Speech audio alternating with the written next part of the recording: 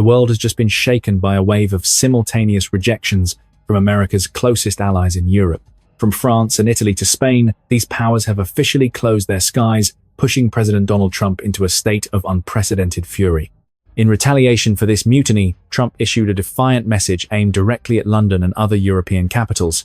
If these nations cannot secure fuel due to the situation in the Strait of Hormuz, they have only two choices: either buy fuel from the United States or show some courage and go to the strait themselves to take the oil.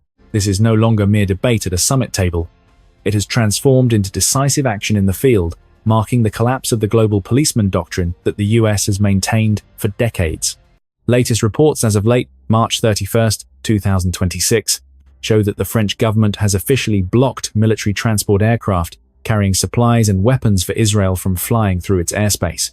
This is the first time since the conflict erupted on February 28th that Paris has taken such a hardline measure against an ally, leaving Tel Aviv completely blindsided. Trump attacked directly on Truth Social in all caps, calling France very unhelpful. This rift reveals a grim reality.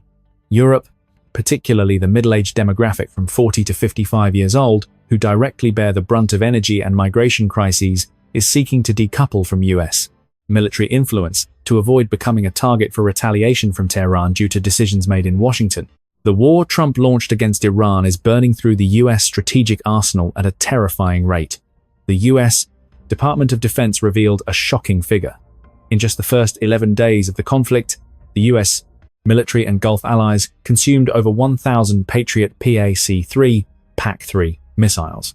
These are the most advanced and expensive interceptors in the world, with annual production rates that are extremely limited. This rapid depletion forced Washington to go knocking on doors of allies to borrow weapons, but they were met with a firm no from Poland, traditionally a loyalist on NATO's eastern flank. On Tuesday, March 31st, the Polish defense minister confirmed on social media platform X that their Patriot systems are for protecting Polish skies and NATO's eastern flank, with no plans to move them elsewhere. Even the PIS opposition party, normally ardent supporters of Donald Trump, voiced their opposition to the transfer.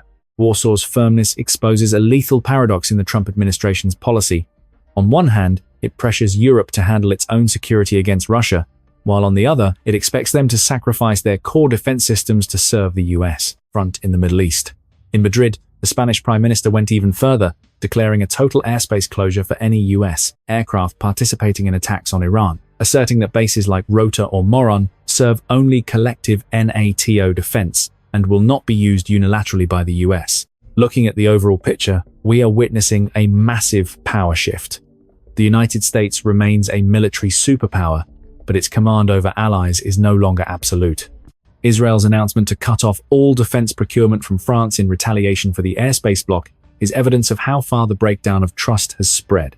When nations no longer trust each other to share skies and weapons, the concept of a strategic ally becomes a hollow shell. Europe today, through the voices of diplomats like Kaja Kallas, has asserted that this is not their war. The EU does not want to be a pawn in America's Middle East strategy while security threats on their own eastern border remain imminent. The contradictions in messages from the White House are pushing the world into a state of extreme uncertainty. While Secretary of Defense Pete Hegseth praises Trump for doing the heavy lifting for the free world, the president himself threatens to wipe out Iran's energy infrastructure if the Strait of Hormuz is not opened immediately. The big question on April 1st, 2026 is, does this mark the end of the era where Europe shelters under the US security umbrella?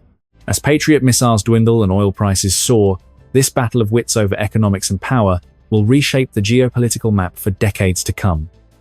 The US may have to continue alone with Israel, or Europe will be forced to build the courage to find its own energy sources, as Trump challenged. Ladies and gentlemen, this is where our program comes to a pause. Please leave your thoughts in the comments so we can continue the discussion together. And if this is your first time watching, don't forget to subscribe to the channel to receive the earliest notifications of our upcoming videos. Goodbye, and see you again soon.